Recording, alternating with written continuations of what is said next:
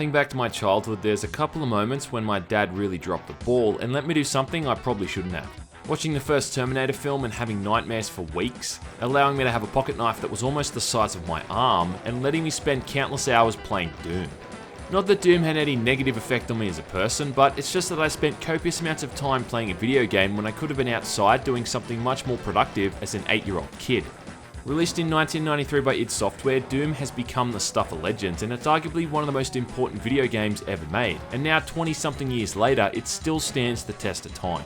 But I'm not going to start repeating the same shit you've heard 100 times before. Yes, Doom was revolutionary, yes, it was ahead of its time, and yes, it's an important game in the industry for all manner of reasons. But at heart, it's still just a simple shooting game with a simple premise, and this review is going to be more about the game itself than the legacy. So in Doom, as you may well know, you take on the role of a space marine sent to the United Space Aero Corporation base on Mars for reassignment after assaulting a superior officer. After the scientists on Mars open a portal to Hell, all of your buddies are sent in to kill the demons and quickly obliterated.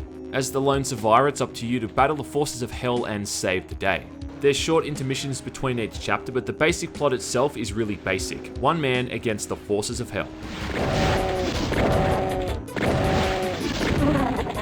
So try to put yourself into the mindset of a kid in the 1990s and also imagine how groundbreaking the graphics looked back then as well. The last shooting game I'd played was Wolfenstein 3D, which was impressive enough, but holy shit, when Doom came out, we all just lost it. Those detailed sprites, the lighting, the textures, the level design, and goddamn son, the sound and music.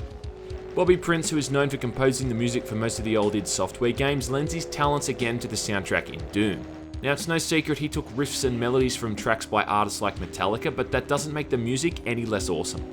The track from E1M3, Dark Halls, is one of my favourite pieces of video game music ever created. I even did a remix of it for my sound class in university. Originally, the controls for Doom could be a little bit clunky. This was before the days of mouse aim, so the way we used to play shooting games was to use the directional buttons on the keyboard to move, control to shoot, and spacebar to open doors. Nowadays, of course, all the source ports allow the game to be played with a traditional mouse and keyboard setup. What I think's great about Doom, and something that is still solid to this day, is the way the weapons have been integrated into the gameplay. With the exception of the pistol, which gets replaced by the chain gun, none of the weapons ever become outright redundant and always serve a purpose. The shotgun's always going to be your go-to gun because it does good damage, ammo is plentiful, and it's also pretty good at crowd control due to its spread. The chain gun's a great weapon to jump to when you've got a lot of enemies around you, and what makes it so good is that it staggers enemies and puts them into a sort of pain animation where they can't retaliate. Against tougher enemies, this becomes a really important mechanic. The rocket launcher is perhaps the most specialized weapon in the entire game. It does tremendous damage and can thin out groups of even the tougher enemies in seconds, but the splash damage can often hurt you as much as it does them.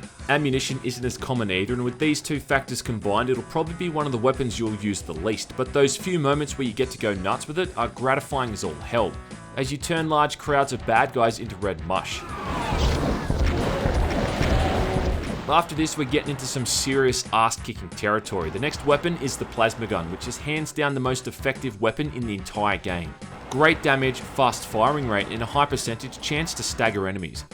These stats are balanced out by the weapon firing projectiles, which, whilst aren't slow, can be avoided from longer ranges by some of the more agile enemy types. Keeping your figure down on the trigger is all too easy, but you'd be best to keep a bit of your power cells stocked up in case you ever need to switch to the granddaddy of guns, the ultimate demon killer, the BFG 9000.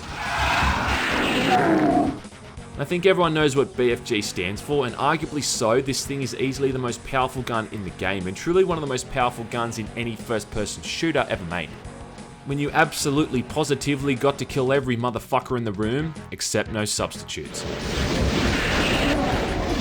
And lastly, there's Doomguy's fists and the chainsaw. The fists are underpowered as you'd expect unless you get your hands on the berserker power, which can allow you to kill enemies in a matter of hits, where normally it might have taken you a good couple dozen. And the chainsaw is a great weapon as well, which kind of grapples an enemy into place and deals out tremendous melee damage, so quickly that they aren't even able to react, useful against enemies like Pinky Demons who don't fire projectiles. I'd say there's more variety, strategy, and gameplay options for the player to consider in just the chainsaw, pistol, and shotgun than there is with most shooting games we've had released in recent years. And truly every single weapon in Doom has advantages and disadvantages that you're constantly having to deal with. Doom is truly one of the few FPS games that offers up a genuine difficulty in the sense that once you understand the behaviours of enemy types, you're generally able to avoid most incoming damage. As a rule of thumb, most demon enemies shoot projectiles whilst the human enemies are hit scanning. Your basic grunt has a weak firing rifle, but the heavier shotgun sergeants use a shotgun with a limited spread that makes them more or less dangerous depending on their distance. To counter their shortcomings, are often thrown in together with more dangerous enemy types, and while the more important enemy types are taking precedence, these guys are pecking away at your health points. Imps form the cannon fodder for the demons, and they're the green spiked enemies that throw fireballs at you and attack at close range. Pinky demons are possibly the most iconic, serving as bullet sponges that restrict your movement, and lastly the tougher enemy types like Barons of Hell and Hell Knights are in essence stronger versions of the imps. In the later episodes you'll encounter the cacodemons, which look like large strawberries and float around firing powerful projectiles, as well as the Lost Souls, which are disembodied skulls that are in total abundance and ram into you as their only means of attack. It doesn't sound all that threatening, but when there's a couple of these pricks around, you'll quickly learn just how much of a nuisance they can be. The game itself is broken up into 3 episodes, with the 4th being added on for Ultimate Doom in 1995, but we'll talk about that later on. The first episode, called Knee Deep in the Dead, takes place in the UAC base on Mars, which has been overrun, with everyone either dead or possessed. The second episode, titled On the Shores of Hell, takes place on the Phobos facility after you step through a portal at the end of the first episode. Lastly, the final episode, Inferno, takes place in Hell itself.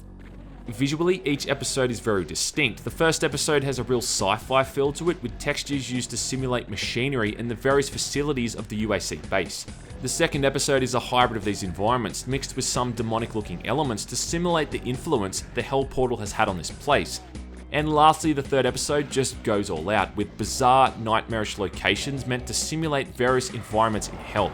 At this point, they're really just able to do whatever the hell they want, and that's entirely what they've done. Boss fights serve as conclusions for each of these 3 episodes. In the first, you're up against a couple of Barons of Hell. In the second, it's the Cyber Demon, and lastly, in the third episode, it's all wrapped up with a fight against the Spider Mastermind. I think hands down the best episode in the entire game is the first one, Knee Deep in the Dead, and there's a few reasons for this. This episode was designed mostly by John Romero, and it just showcases some of the most polished and creative architecture in the entire game. The layout level to level slowly increases in complexity, and there's some great use of lighting that really does trump anything seen in the other episodes. Some of the secret areas are much more elaborate as well and require timed sequences that aren't entirely obvious. Levels also have a much higher concentration of the zombie marines, making monster infighting much more common. Monster infighting, for those who don't know, was the ability in Doom where you could kind of trick enemies into fighting each other, which is both useful and also hilarious to watch. Episode 1 also has what I think is one of the most memorable moments in the entire game, which is in the last level of the episode where those 2 Barons of Hell show up for the first time. The only downside to this episode is that it lacks the environmental symbiosis between Hell and the UAC facility that you get in episode 2. And it also lacks the more unique environments, enemy variety, and powerful weapons you also get from the next 2 episodes. But this isn't really a bad thing, and even with the 5 weapon limit, Knee Deep in the Dead just really shines and is truly a pinnacle of 90s FPS level design. All of the levels bar 1 begin with complete silence, and usually when you open the first door or turn a corner is when all hell breaks loose, quite literally. It just captures the essence of what the whole game is about, and I can remember playing this as a kid and being scared shitless during those slower paced moments, knowing that the next door I open could contain another dozen or so bad guys waiting to ambush me. Even though you've got a rocket launcher, the ammo for it is pretty rare unless you really go searching for it, and those moments where you can unload on a group of baddies with that thing before going back to being a bit more conservative really highlights that tug of war between the player and their resources, and it's what I think proper old school shooting games are all about. That's not to say the other 2 episodes aren't any good, they're still fantastic in design and execution.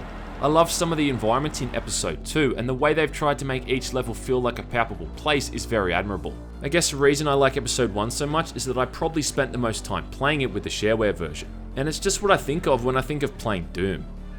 Thy Flesh Consumed is the 4th episode, which was included in the Ultimate Doom pack released on Windows 95. Now this is one of the hardest but also the weakest episode in the series for a couple of key reasons. Firstly, the level design is all over the place. This is the result of what happens when you've got 5 or 6 level designers working on one episode compared to the 1 or 2 for the original. The first 2 levels, for instance, are just insanely hard because you're up against cacodemons, barons of hell, and countless imps with only a pistol, shotgun, and very low plasma rifle ammo. It's just not enjoyable. You're also expected to have an understanding of the Doomguy's movements because there's some very tricky sections where you have to rush across ledge to ledge or else plummet to harmful lava and acid pools. Then the rest of the episode just goes up and down again with difficulty. I mean, one map might have 80 or 90 rocket rounds and medkits on every corner, then the ensuing level goes back to giving you bugger all supplies. It's the kind of thing that shows you just how much more irritating Doom could have been if it was in the hands of people who threw all fairness out the window and just threw levels together haphazardly without any thought of balance. Like I said, it's all over the place, and the lackluster flow of difficulty from level to level makes it feel more like a random series of maps, compared to it being a tangible, complete addition to the original game.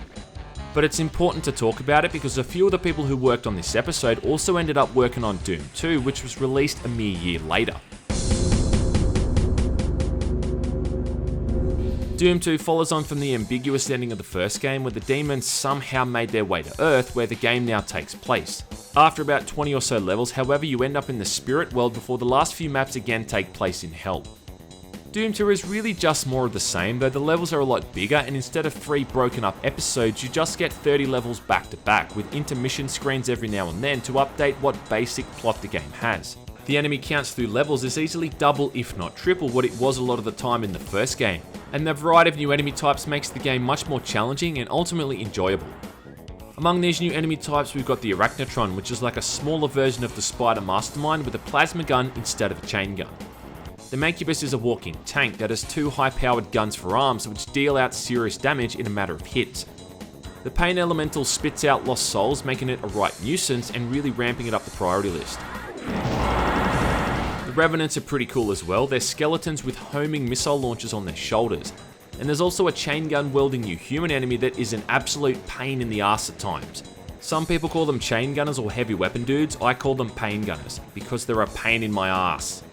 Most interestingly is the Archvile, which has an incredibly high health pool, can kill you in 1 or 2 hits by igniting the ground beneath you, and can also resurrect dead enemies. Now, the only real complaint I have across both of these games is the auto-aim system, which at times has a mind of its own. Shooting at enemies above or below you can be problematic, especially with a weapon like the rocket launcher, where half the time the rocket's just going to detonate on the ground in front of you. In regards to Doom 2 in particular, there is a sense of it being unfair at times. The level design seems to be fond of teleporting you into rooms of enemies where you're ambushed from all sides. I also believe that chain gunners are everything that's wrong with Doom 2, and subsequently all the WAD files based off it, because there's no discernible limit to the range they can attack you from, and they're able to just fire on you from unseen vantage points. Pain Elementals really chat my ass as well. I mean, any enemy with the capability to infinitely spawn one of the most annoying enemy types in a game is always going to be a little bit unbalanced.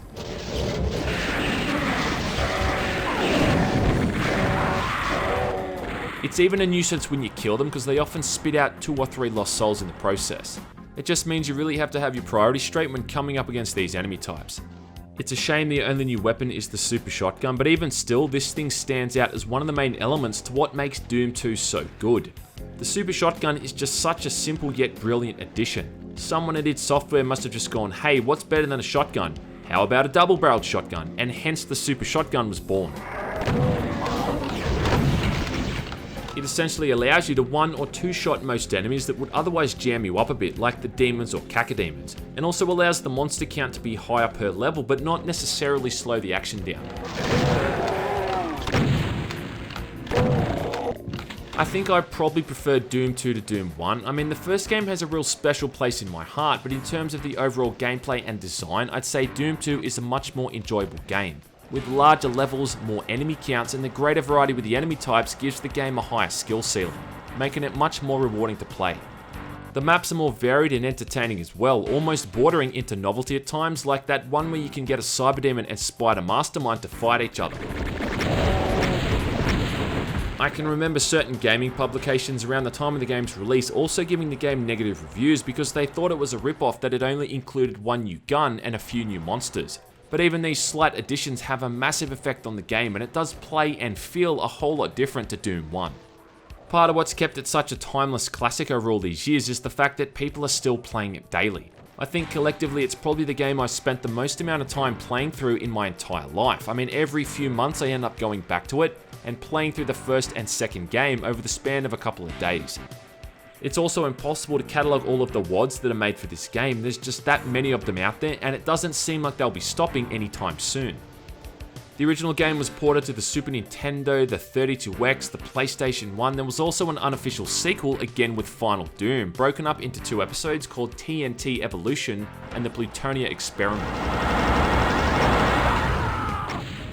The difficulty in Final Doom is just horrendous. It's often very unfair to the player, and the guys who created it seem to really like putting chain gunners and revenants into the levels as well. Enough with the fucking chain gunners. It's about as hard as Doom is ever going to get, but for all the wrong reasons. I mean, the level design is fine, in fact it's top notch, but the monster placements just really ruins it.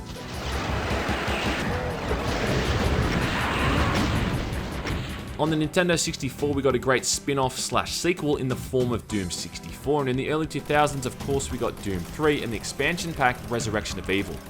But of course it all started with the original, and it's truly one of the few games that I would say is a must-play.